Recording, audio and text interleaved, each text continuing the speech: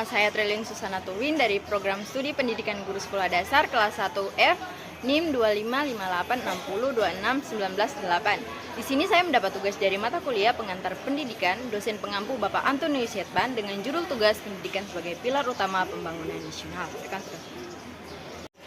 Pendidikan sebagai pilar utama pembangunan nasional.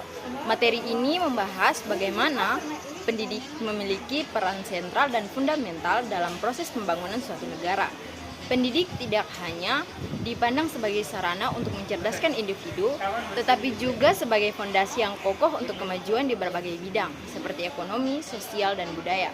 Dengan pendidikan yang berkualitas dan merata, diharapkan dapat tercipta sumber daya yang kompeten, inovatif, dan daya bersaing yang pada gilirannya akan mendorong pembangunan nasional yang berkelanjutan dan inklusif.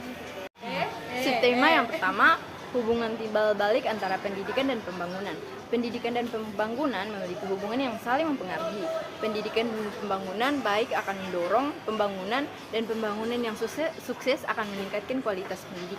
2. Optimalitas kualitas sumber daya manusia melalui pendidikan. Pendidikan berperan penting dalam meningkatkan kualitas sumber daya manusia.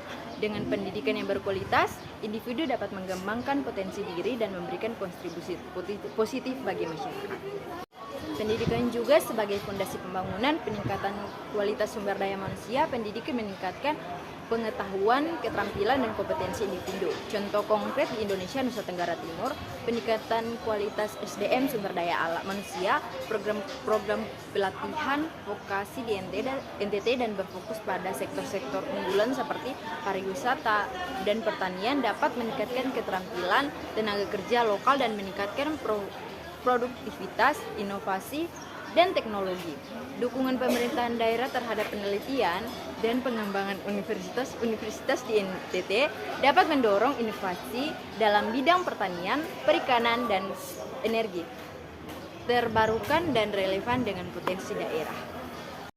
Yang ketiga, tantangan dan strategi pembangunan pendidikan di era modern. Pembangunan pendidikan di era modern menghadapi berbagai tantangan, seperti perkembangan teknologi dan perubahan sosial. Diperlukan strategi yang tepat untuk mengatasi tantangan tersebut dan memastikan pendidikan tetap relevan dengan kebutuhan zaman. Akses tidak merata, kesenjangan akses pendidikan antara wilayah perkotaan dan perdesaan, serta antara kelompok sosial ekonomi berbeda.